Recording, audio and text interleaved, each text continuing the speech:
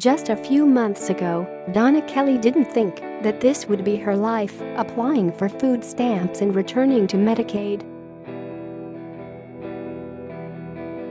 But the 63-year-old single great-grandmother was especially vulnerable to the ongoing federal government shutdown, which affects some 800,000 workers.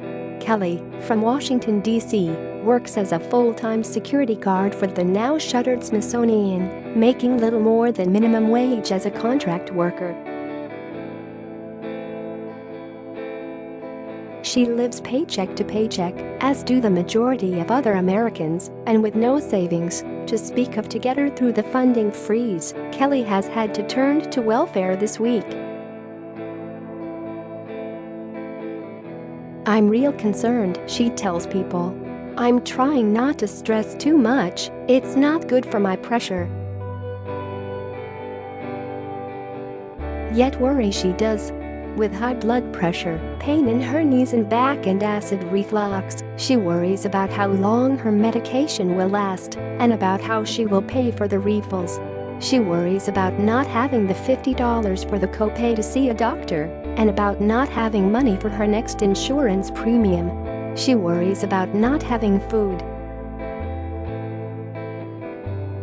I have to work, I need to work," Kelly says. "If I am not working, I can't provide for myself." The partial government shutdown is in its third week with no end in sight for hundreds of thousands of unpaid government workers.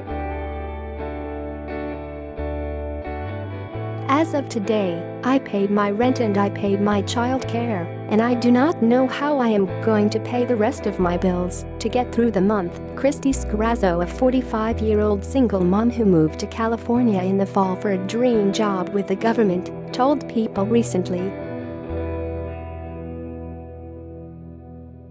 "It's ugly and unfortunate," she said. Contract employees face the added uncertainty of possibly never receiving back pay when the shutdown does resolve. Both Kelly and two of her daughters fall into that category.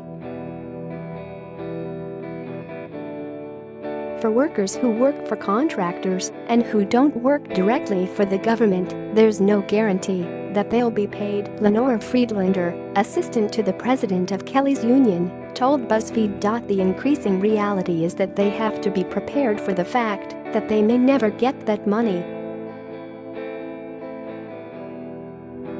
Those workers include the 550 security guards, cleaners and handymen that the union, 32BJCU, represents and who work in federal buildings," a spokeswoman tells People. Kelly expects a paycheck soon for the partial week she worked before the Smithsonian closed on January 2nd, and she is hopeful that the unemployment benefits she applied for will begin arriving in the next several weeks.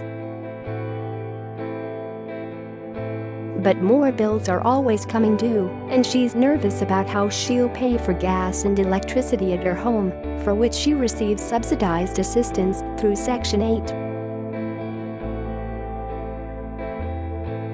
On Sunday, President Donald Trump, whose insistence for funding for a proposed southern border wall led to the government closing, said it could go on for a long time. Kelly has a message for both congressional lawmakers and Trump.